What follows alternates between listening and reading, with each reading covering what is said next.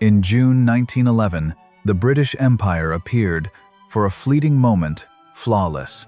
Within the solemn grandeur of Westminster Abbey, everything that could render power visible gathered in a single, luminous tableau. Gold and purple, ancient ritual, an order that claimed eternity as its inheritance. King George V stepped toward the altar surrounded by symbols that were more than ornament. They were a promise of stability, of continuity, of a monarchy without fracture. And yet, beneath the ceremonial splendor lay a subtle dissonance, an absence no one named, precisely because it was too significant to acknowledge. Among the king's sons, one was missing. No seat had been prepared for him, no whisper carried his name, no searching glance sought his presence. Prince John, the youngest son of the sovereign, existed that day only as a void, not by accident, not through oversight, but by design.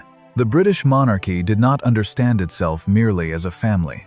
It was a project, a political construction sustained by the illusion of perfection. Every appearance, every photograph, every carefully orchestrated gesture formed part of a meticulously composed narrative. Weakness had no place within it. Deviation was not interpreted as human fate, but as risk.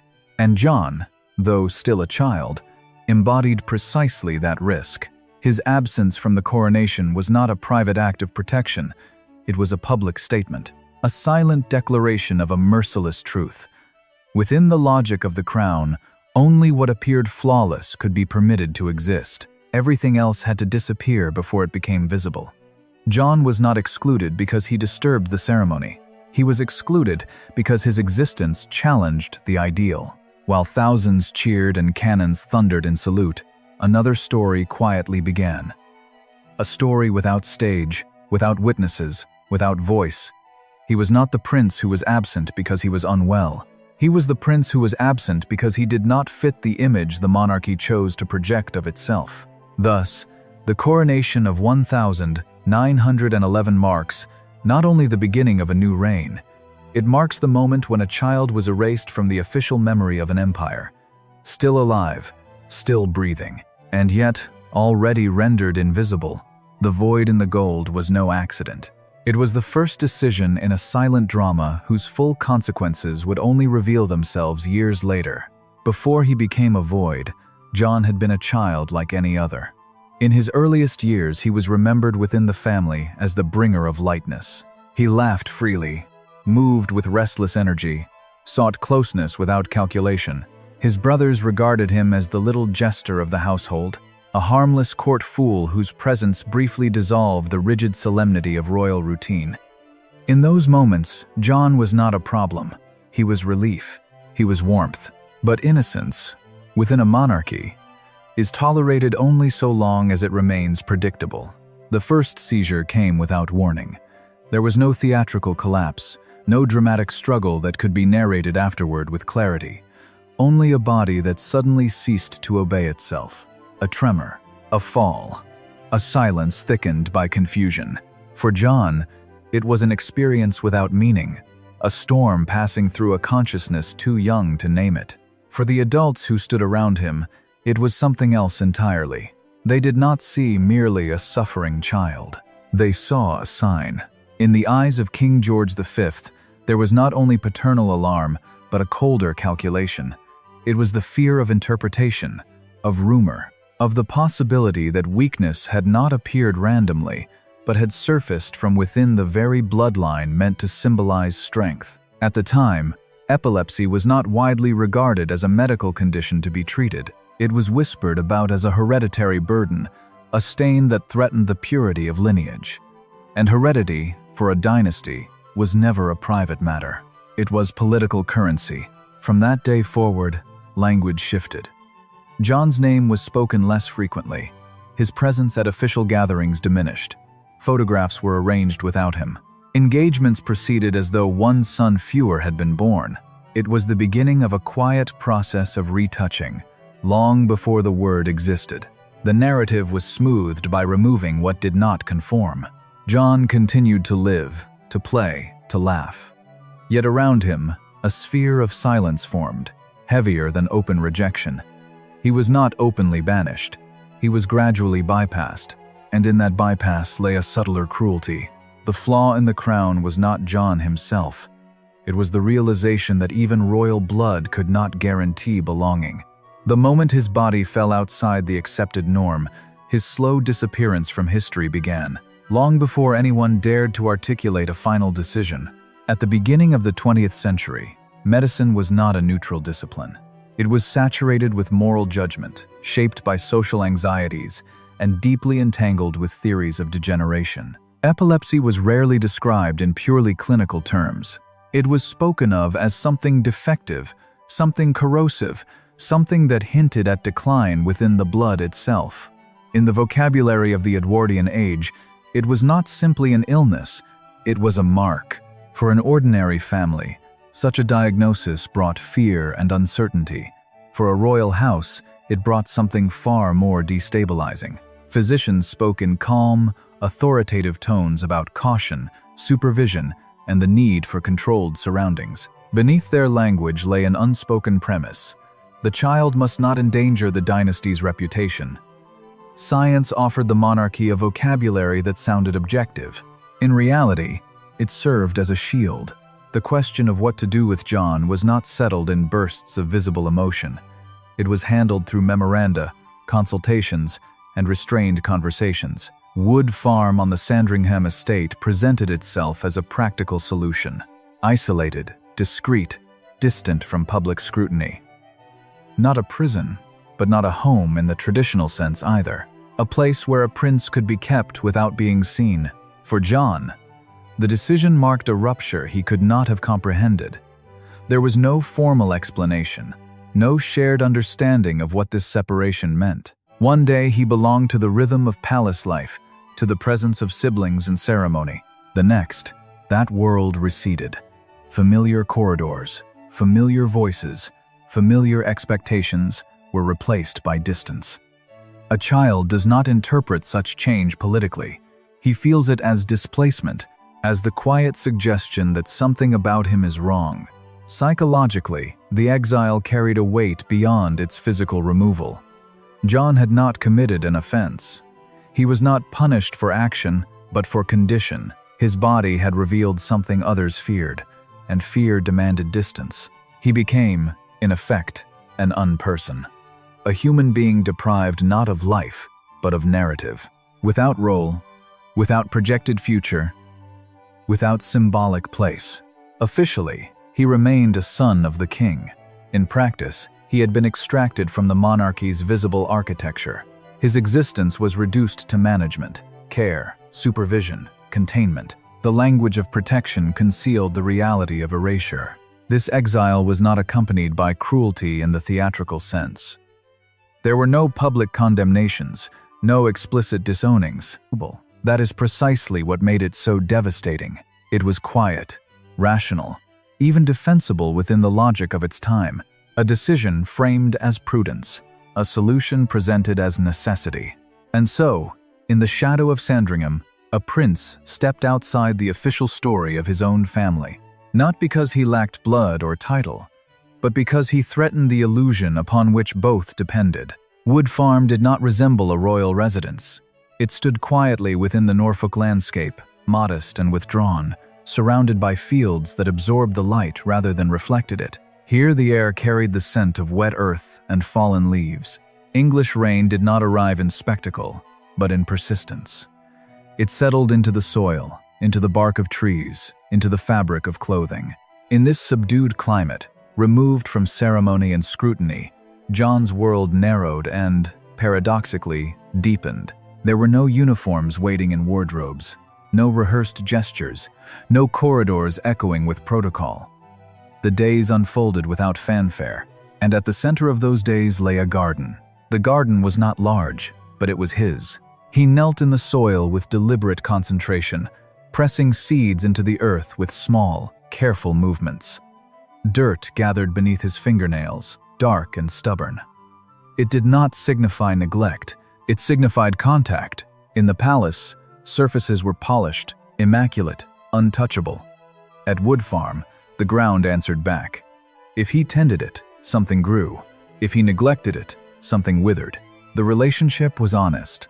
Within this narrow boundary of hedges and beds, John possessed a form of sovereignty, not granted by birth, but earned through attention. Plants did not judge lineage. They responded to patience. Seasons did not inquire about reputation. They moved according to their own rhythm. In this rhythm, John found a steadiness that the wider world had denied him. Mistakes were not scandals. Failure was not shame. It was part of cultivation. Beyond the estate, Europe convulsed. The First World War transformed landscapes into machinery of annihilation. Industrial slaughter redefined the scale of human loss. Empires consumed young men by the thousands, converting fields into trenches and bodies into statistics. Yet in Wood Farm, life persisted at another tempo. While artillery reshaped continents, a child bent over seedlings. While nations calculated casualties, he counted blossoms. This contrast does not romanticize isolation. John's seizures did not vanish. Fear of the next episode lingered, unpredictable and humiliating. But the fear did not become condemnation. It was endured, not interpreted as moral failure. Local children occasionally wandered near the estate. They saw in John neither prince nor liability. They saw a boy who moved differently, who sometimes withdrew, who sometimes laughed without restraint. Their games required no titles. For fleeting afternoons, John belonged to a circle that did not measure worth in heraldry. The simplicity of that acceptance was radical. At the heart of his life in Wood Farm stood Lala Bill. More than caretaker, she became witness. Her affection did not fluctuate with medical prognosis. She did not interpret him through the vocabulary of defect. She responded to him as a person. In her presence, silence was not heavy. It was shared. When seizures came, she remained. When they passed, she remained. Stability, in its most human form, took shape in her unwavering attention. Wood Farm was no paradise. It was fragile, dependent on circumstance. But within its modest boundaries, John experienced something the palace could not offer. Existence without correction. A small piece, carved out beneath a gray English sky, while history roared elsewhere. In January 1919, the world was busy congratulating itself for surviving catastrophe. The guns of the Great War had fallen silent. Politicians gathered in polished rooms to redraw maps with confident strokes. Newspapers printed numbers so large they ceased to feel human. 10 million dead, perhaps more. Empires cracked like porcelain dropped on stone. Against that thunder, the passing of one fragile boy barely stirred the air. John's final illness arrived quietly. Influenza moved through Britain like a ghost with cold fingers. It did not care for crowns. It did not salute flags. It slipped through doors, across class and title, indifferent and efficient. Wood Farm, with its hedges and hush, could not bar its entrance. He was 13. There was no battlefield, no cavalry charge, no final speech, just fever, a bed, the small sounds of breathing that grew shallow and then uncertain. Lala Bill remained close, steady as ever. The Norfolk winter pressed its pale light against the windows. Outside, the earth rested, waiting for spring it did not yet know would come. Inside, time narrowed. History tends to favor spectacle. It remembers cannon fire, treaties signed in gold ink, the triumphant stride of generals. It does not linger over the silence of a sick room. It rarely pauses to record the absence left by a child who never stood in uniform. When John died on the 18th of January 1919, the announcement did not reshape Europe. It did not delay negotiations in Paris. It did not trouble the machinery of state for long. The royal household marked the loss with appropriate solemnity, but the world had trained its eyes on larger dramas. And yet, scale is a deceptive measure of importance. His funeral took place at St. Mary Magdalene Church on the Sandringham estate. The church was small, intimate, far from the vaulted grandeur of Westminster. Frost lay over the grass. Breath turned visible in the cold air. Those present gathered not for a symbol of empire, but for a boy whose life had unfolded largely out of sight. No marble statue would anchor his memory in a public square. No anthem would carry his name. The newspapers gave him paragraphs, not pages. But consider the arithmetic of grief. For Lala Bill, the loss was not statistical. It was immediate, physical, irreducible. A room suddenly without its familiar presence. A garden untended by the hands that had pressed seeds into soil.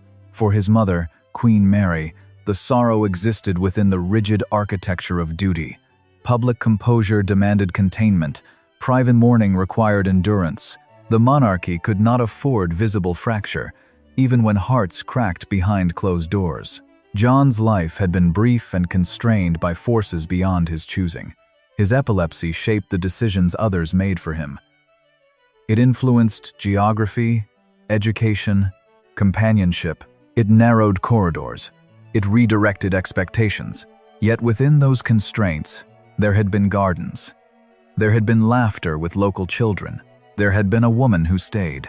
He did not become a soldier. He did not inherit a throne. He did not leave descendants to argue over legacy. What remains instead is something quieter, a record of how a society treats those who do not fit its preferred silhouette. In an age obsessed with strength, John embodied vulnerability. In a dynasty built on projection and endurance, he revealed the cost of preserving an image. A death without echo, perhaps, but not without meaning. History is a crowded ballroom. Generals whirl past in decorated uniforms. Prime ministers debate beneath chandeliers. Monarchs stand rigid, lacquered in ceremony. The music is loud. The lighting is flattering.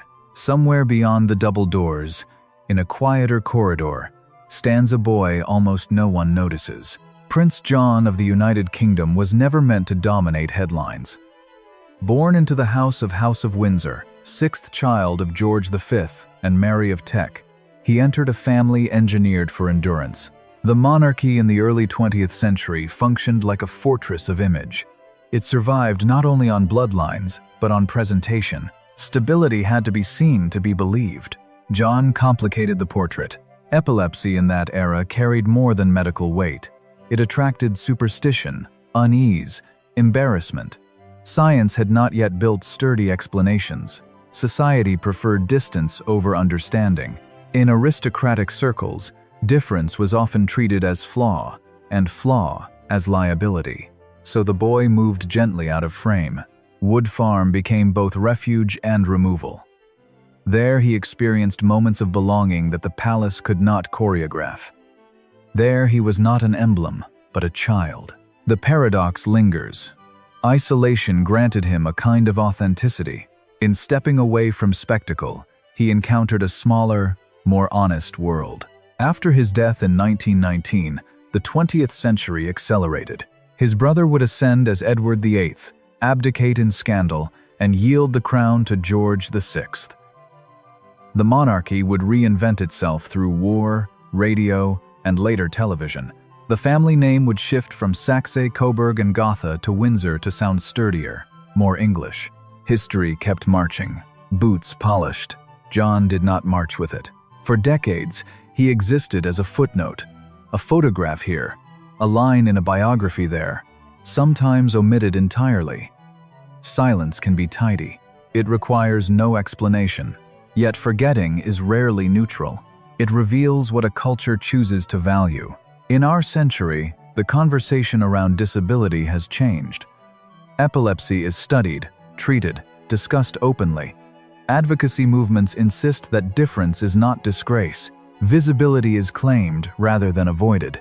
If John had been born 100 years later, his life would likely have unfolded differently. Education, medical care, public empathy. The fortress might have had windows. We cannot retrofit the past, but we can examine it. John's story asks uncomfortable questions. What do institutions do with vulnerability? How often does protection become exclusion? When does reputation outweigh relationship? He was not a ruler, not a reformer, not a rebel. He left no speeches, no memoirs. What he leaves instead is a lens. Through him, we glimpse the private costs of public perfection. In the grand archive of monarchy, crowns gleam, battles roar, coronations shimmer beneath vaulted ceilings. And somewhere in Norfolk soil, long turned and retended by other hands, once lay the careful fingerprints of a boy who found sovereignty in seedlings. History may have dimmed the spotlight, but the corridor where he stood is still there, if we choose to walk down it.